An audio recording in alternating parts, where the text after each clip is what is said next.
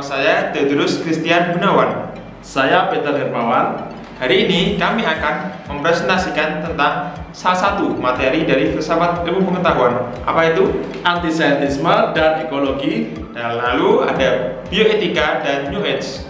Nah, apa aja sih isinya dari presentasi ini? Yuk kita saksikan bersama-sama.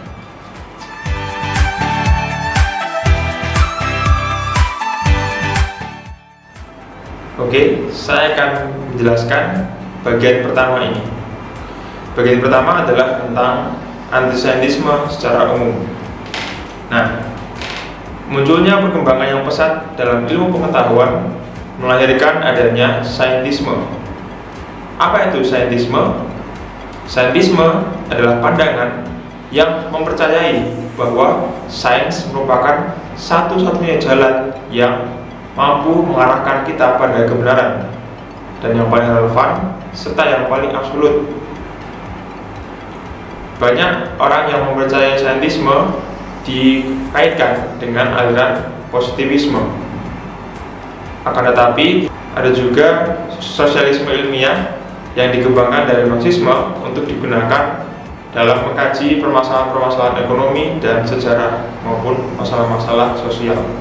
Akan tetapi pada saat yang sama, saintisme juga dikritik oleh beberapa gerakan yang beraliran romantisisme dan oleh kaum idealisme. Ini memunculkan adanya gerakan anti-saintisme. Nah, siapa saja tokoh yang memulai pergerakan anti-saintisme ini? Nah, dipercaya bahwa yang memulai pertama kali adalah seperti Søren Kierkegaard dan Friedrich Nietzsche, di mana mereka mencoba mengkritik dengan menggunakan eksistensialisme dan fenomenologi. Lalu kita akan masuk dalam beberapa kritik dari tokoh-tokoh filsafat. Pertama adalah Karl Hübner. Terdapat 3 alasan mengapa sains seringkali lebih diunggulkan. Pertama, sains menjadi lebih dominan secara historis karena dikaitkan dengan pengalaman langsung. Kedua, sains menjadi dominan secara historis karena didukung oleh adanya pengetahuan-pengetahuan yang dapat diterima oleh akal budi. Ketiga, sains dianggap lebih unggul karena mereka dapat menjelaskan realitas secara lebih jelas dibandingkan dengan misalnya agama, mitos, dan lain-lain. Maka 3 hal tersebut membuat sains dianggap lebih unggul daripada ilmu-ilmu lain. Oleh sebab itu, sains memang unggul dalam hal rasionalitasnya. Akan tetapi, Hübner mengatakan bahwa 3 klaim tersebut sebenarnya tidak valid. Mengapa demikian? Mari kita bandingkan bersama-sama. Klaim pertama dari sains ialah sains lebih unggul karena dapat dibuktikan oleh pengalaman secara langsung. Akan tetapi, di sisi lain, sains sebetulnya memerlukan adanya observasi ilmiah secara langsung sebelumnya dalam hal berbagai penelitian, misalnya dalam meneliti atom. Lalu klaim kedua ialah sains ditopang oleh prinsip-prinsip akal yang secara umum dapat diterima secara rasional. Akan tetapi sebetulnya di sisi lain, sains tetap membutuhkan adanya penelitian terkait dengan untuk menganalisis berbagai macam modalitas. Dan klaim yang ketiga ialah sains lebih dominan dan lebih unggul dalam menjelaskan berbagai macam realitas dibandingkan dengan agama dan mitos-mitos belaka. Akan tetapi, pada kenyataannya, sejumlah besar orang tidak dapat menemukan jawaban atas permasalahan eksistensial yang ada dalam sains. Namun mereka dapat menemukannya dalam agama. Nah, maka hal inilah yang memicu munculnya berbagai aliran seperti New Age yang nanti akan dijelaskan oleh rekan saya. Tokoh kedua yang mengkritik saintisme adalah Martin Heidegger. Martin Heidegger adalah seorang filsuf yang sangat berpengaruh dalam aliran eksistensialisme. Dia mengatakan bahwa kita semua perlu berhenti untuk memandang dunia sebagai objek yang melulu untuk dimanipulasi dan dieksploitasi. Sikap ini lahir dari dualisme Descartes yang secara hermeneutis memisahkan dunia spiritual dari dunia material, dan ini kelak juga mempengaruhi berbagai macam saintisme yang kerap kali merusak dunia.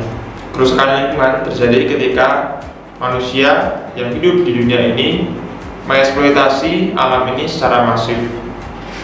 Di sini maka Heidegger menyadarkan kita bahwa alam bukan semata-mata untuk dieksploitasi sumber dayanya. Kemudian kritik terhadap sains yang ketiga datang dari seorang bapak fenomenologi, yakni Edmund Husserl. Ia mengatakan bahwa hubungan awal kita dengan dunia, artinya manusia dengan dunia, ialah sungguh memiliki sebuah makna. Makna ini adalah misalnya ketika alam memberikan kebaikan untuk manusia dan manusia mampu menjaga alam. Nah, tetapi dengan adanya sains, makna ini menjadi rusak, sehingga makna ini menjadi hilang. Bersamaan dengan itu, kerap kali sains juga menghancurkan berbagai nilai-nilai kehidupan yang penting dan berguna bagi manusia. Kritik terhadap sains yang berikutnya datang dari masa Frankfurt. Sebagaimana kita tahu, masa Frankfurt banyak berfokus pada kritik sosial yang terinspirasi dari aliran Marxisme. Masa Frankfurt mengusulkan teori kritis untuk mengidentifikasikan antara saintisme dengan kapitalisme dan menyebut bahwa Karl Popper merupakan positivis. Meskipun demikian, Karl Popper tidak pernah menyebutkan dirinya sebagai aliran positivis, sebab Karl Popper sendiri menyebut dirinya sebagai kritikus terhadap aliran positivisme. Tokoh paling penting dalam aliran masa Frankfurt adalah Theodor Adorno. Adorno mengaitkan ilmuwan dengan peran dari seniman. Kalau ilmuwan coba untuk meluruskan persepsi kita tentang realitas, nah sedangkan seniman membuatnya menjadi lebih kreatif. Ia mengatakan bahwa pengetahuan ilmiah mengasingkan manusia dan membuatnya rentan terhadap adanya kapitalisme. Sebab kapitalisme mereduksi segalanya menjadi efektivitas teknis. Dengan demikian, masa Frankfurt mencoba mengkritik berbagai pandangan saintisme yang cenderung bernada kapitalistis. Tokoh berikutnya yang mengkritik aliran saintisme adalah Herbert Marcuse. Marcuse mengkritik rasionalitas ilmiah dan menyebutnya unidimensional karena kerap kali sains mereduksi permasalahan manusia dan kurang mampu melihat realitas yang ada dalam diri manusia itu. Sebab pada kenyataannya manusia juga dilingkupi oleh berbagai macam permasalahan yang nyata yang ia alami dalam kehidupannya. Yang juga menyebut bahwa rasionalitas ilmiah kerap kali hanya cenderung instrumentalis. Instrumentalis adalah pandangan yang hanya mencoba menyelesaikan permasalahan-permasalahan yang dialami oleh manusia, akan tetapi tidak memperhatikan faktor-faktor lain yang ada di sekitarnya. Nah, ketika hal itu dilakukan, akhirnya kebebasan pun menjadi hilang. Akibatnya, semuanya menjadi tunduk terhadap peralatan teknis yang bertujuan untuk produktivitas dan untuk memperoleh kenyamanan yang lebih besar. Rasionalitas ilmiah dimasukkan ke dalam filsafat analitis, di mana filsafat analitis secara intrinsik bersifat ideologis karena ia meninggalkan realitas sosial sebagaimana ia telah menemukannya, atau dengan kata lain, ini juga mempertahankan adanya status quo dalam dirinya. Marcuse juga menyebutkan bahwa filsafat analitik merupakan pseudo-masokisme akademik, penghinaan diri dan penyangkalan diri atas ketidakefektifan filsafat.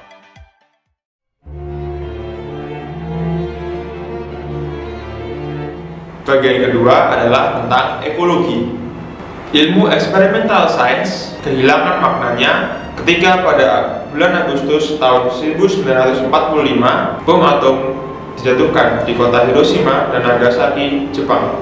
Sebelum waktu itu, sains masih dapat diklaim sebagai ilmu yang bersifat etis natural. Tetapi setelah peristiwa pengeboman itu, sains tidak dapat lagi disebut sebagai etis natural. Sebelumnya dianggap bahwa sains hanya mencatat fakta objektif dan hukum ilmiah. Namun sekarang terlihat bahwa ada sisi etis dalam sains. Sebelumnya diduga ada perbedaan antara ilmu murni dan ilmu terapan dalam hal etika.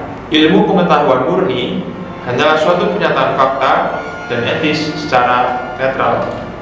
Sains atau teknologi terapan memiliki dampak etis dalam penerapannya. Akan tetapi, hal ini hanyalah sebuah artifisial atau buatan semata. Sains murni membutuhkan kemajuan teknologi untuk menemukan lebih banyak hal, dan sains terapan seringkali hanyalah penggunaan pengetahuan yang diperoleh melalui sains murni. Dengan demikian, kita dapat menemukan pertimbangan etis dalam penelitian murni dan penelitian terapan. Ilmu eksperimental tidak memberikan kriteria etikanya sendiri. Nah, terkadang para ahli sains tidak memperhatikan fakta ini. Dengan demikian, ada batasan etis untuk kegiatan ilmiah, dan batasan itu seringkali adalah hal-hal yang bersifat ekologis dan humanis. Nah, dengan demikian, ekologi adalah suatu cabang ilmu yang dikembangkan pada abad ke-20 yang menyajikan pertimbangan tentang efek sains terhadap kehidupan planet kita. Ekologi menyediakan program dan aksi politik untuk menyelesaikan masalah ekologi yang seringkali disebabkan oleh penggunaan sains yang cenderung mengarah pada tindakan yang eksploitatif terhadap alam. Dengan demikian, ekologi merupakan suatu jawaban atas berbagai permasalahan ekologis yang muncul karena penggunaan sains yang keliru. Kali ini saya akan membahas mengenai bioetika di dalam ilmu pengetahuan. Nah, seperti yang boleh kita tahu, mengapa kok bioetika ini muncul? Kemunculan bioetika ini dikarenakan ada keresahan di antara para pemikir filsafat bahwa ilmu pengetahuan ini mulai membahas manusia secara perbagian, sehingga tidak menyeluruh dan tidak holistik. Oleh karena itu, mereka membutuhkan suatu tempat untuk membahas manusia secara lengkap dan tidak terpisah-pisah. Pendekatan bioetis dewasa ini terpusat pada martabat manusia, sehingga prinsip-prinsip yang banyak dipakai dan dikembangkan tentunya berdasarkan martabat manusia. Tokoh yang berpengaruh dalam hal ini adalah Tom L. Bauckham dan James F. Childress, yang merumuskan pendapatnya dalam 4 prinsip bioetika. Yang pertama, menghormati autonomi. Kedua, menghormati non-maleficence. Dan yang ketiga, beneficence. Dan yang terakhir yaitu keadilan. Tentunya keempat prinsip ini ada di dalam buku yang terkenal yang berjudul The Principles of Biomedical Ethics. Dari sudut pandang penelitian medis juga muncul Belmont Report yang berisi 3 prinsip, yaitu menghormati pribadi, beneficence, dan keadilan. Baik pandangan Bauckham dan Childress maupun Belmont Report menjadi pandangan bioetika yang dapat diterima di berbagai tempat di dunia ini. Setiap manusia dengan kebebasannya berhak menentukan diri sendiri sesuai dengan tata nilai yang dianut pada dirinya sendiri. Bauckham dan Childress merumuskan prinsip ini dengan kata respect for autonomy, sedangkan Belmont Report meneruskan dengan respect for person. Keduanya bermuara pada informed consent sebagai bentuk penghargaan terhadap martabat manusia.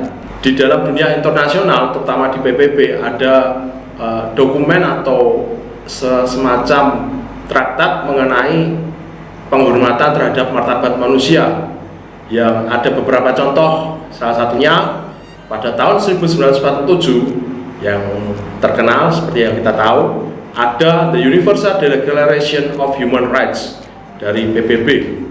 Dan yang kedua, Universal Declaration on the Human Genome and Human Rights dari UNESCO pada tahun 1998. Dan yang terakhir, Universal Declaration on Bioethics and Human Rights dari UNESCO pada tahun 2005. Pelanggaran terhadap martabat manusia bisa terjadi dalam berbagai bidang, baik yang berupa pembunuhan manusia yang tak bersalah maupun degradasi terhadap martabat manusia yang dipandang sebagai alat saja.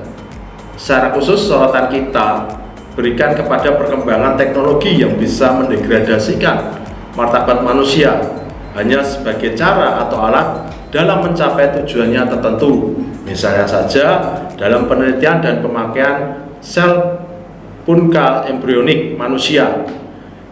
Ternyata di situ manusia dihargai hanya sebagai alat terapi dan bukan dipandang martabatnya yang adalah subjek. Padahal hukum suci dalam etika medis yang sudah dirumuskan sejak zaman dahulu mengatakan kita tidak boleh menyembuhkan orang dengan cara membunuh orang lain. Teknologi modern yang mendasarkan diri pada produktivitas, efisiensi, dan kenyamanan kalau tidak diimbangi dengan nilai etis yang baik justru bisa menurunkan harkat manusia dan rawan terjadi penyelewengan serta eksploitasi terhadap martabat manusia. Oleh karena itu, penelitian dan pengembangan teknologi dan ilmu pengetahuan perlu dijaga dengan rambu-rambu etik yang jelas, bukan untuk membatasi kemajuan, akan tetapi supaya teknologi dan ilmu pengetahuan itu beretika. Dalam bioetika sangat ditekankan mengenai penghormatan kepada manusia sebagai persona. Bahkan bisa dikatakan bahwa menghormati manusia sebagai persona ini menjadi salah satu pusat perhatian bioetika. Hal ini terjadi karena banyak keputusan bioetis medis yang tergantung kepada status kepersonaan manusia. Banyak orang mengaitkan boleh tidaknya aborsi dengan status kepersonaan janin. Status pasien juga sangat menentukan bagaimana pelayanan kesehatan harus berinteraksi dengan pasien. Demikian pula pasien terminal dan vegetatif terapi tergantung pada pandangan tentang kepersonaan dari pasien tersebut. Hal ini ditambah lagi dengan terjadinya kasus-kasus dalam sejarah penelitian biomedis di mana manusia hanya dipandang sebagai alat atau sarana saja untuk mencapai tujuan, bukan dipandang sebagai persona. Menghormati manusia sebagai persona mencakup dua hal penting. Pertama-tama ditegaskan bahwa setiap individu harus diperlakukan sebagai subjek yang otonom dan berhak mengatur dirinya sendiri. Yang kedua, ditegaskan bahwa orang-orang yang berkurang otonomnya harus mendapatkan perlindungan secara khusus. Menghormati manusia sebagai persona berarti melindungi orang-orang seperti ini dari bahaya yang mengancam dari dirinya atau dari orang lain. Tingkat perlindungannya tergantung dari tingkat ketidakmampuannya tersebut. Semakin parah ketidakmampuannya, maka semakin besar tingkat perlindungannya. Maksudnya tingkat ketidakmampuannya itu misalnya saja seperti janin atau embrio sangat jelas sekali itu sangat lemah dan tidak dapat otonom atau menentukan dirinya sendiri, maka perlu mendapatkan perlindungan yang lebih besar. Dan juga orang yang istilahnya mulai kesehatannya mulai kurang serta tidak dapat melakukan aktivitas, perlindungannya pun memiliki tingkatan yang berbeda dengan manusia yang secara otonom, lengkap, dan sehat.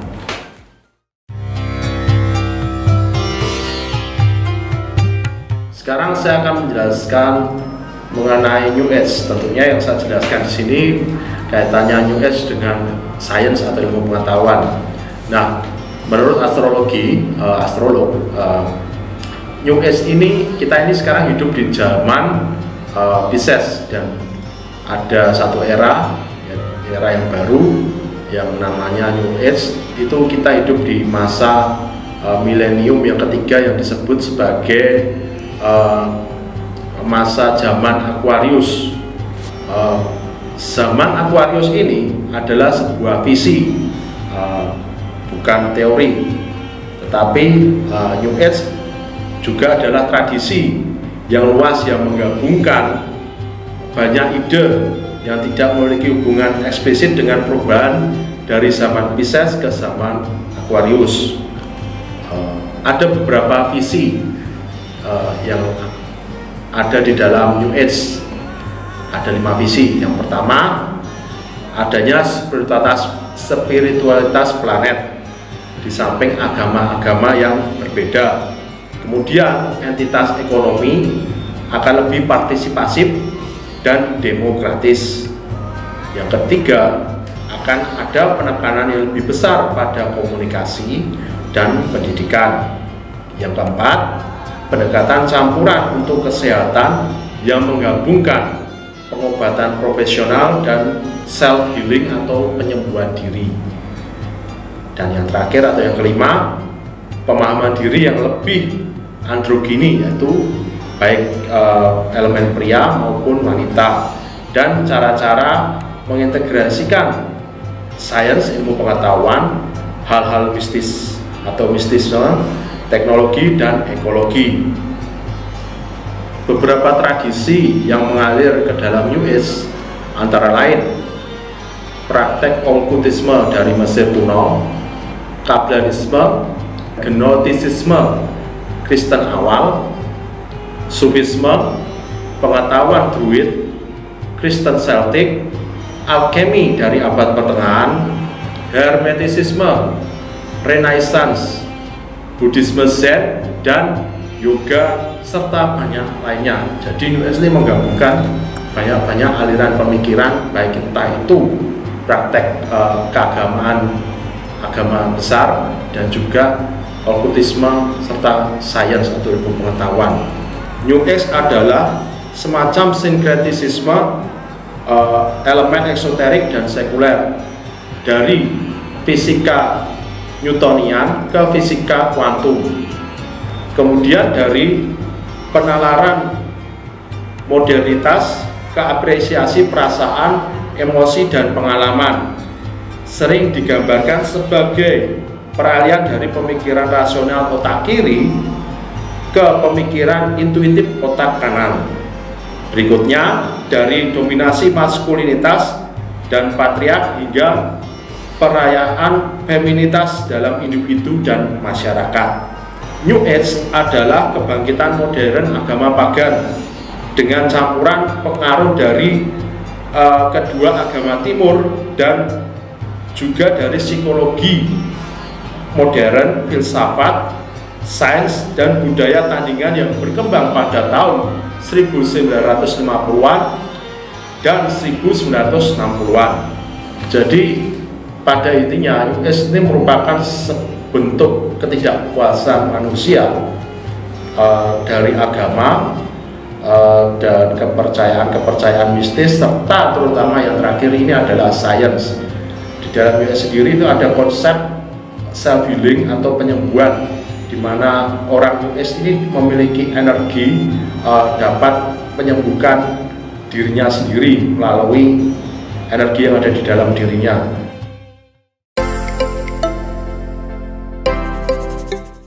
Sekian dari kami penjelasan mengenai antisaintisme, ekologi, Bioetika, dan New Age. Nah, semoga apa yang telah kami berikan ini dapat berguna bagi Anda semua yang menyaksikannya. Lalu, sampai jumpa di video-video berikutnya, dan salam filsafat. Salam sehat. Dadah. Dadah.